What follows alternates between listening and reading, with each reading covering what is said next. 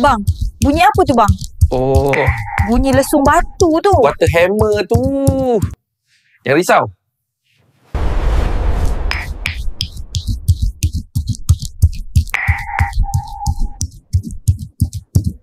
Dek, siapa pula main guli tu, dek?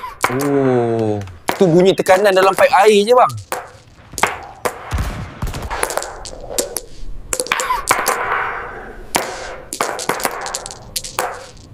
Siapa main serik perabot tu, darling? Oh, tu perubahan suhu je. Awak ni pun...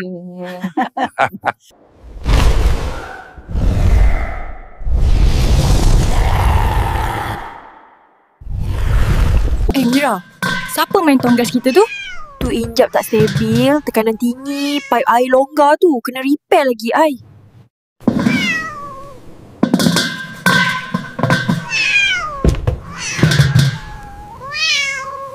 Aku ada tanya ChatGPT, tu bunyi settling noise je. Struktur pembinaan je tu. Tak ada apa lah.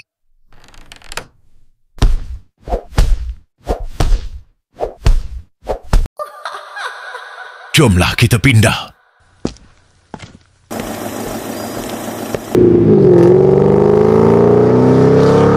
Hantu-hantu ni, ini semua syaitan.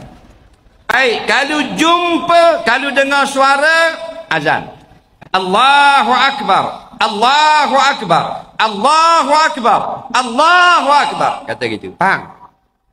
Tapi kalau menunjukkan rupa hatu beruk ke hatu apa ke, dalam kitab hadis kata baca al-anuka bila'natillah 3 kali.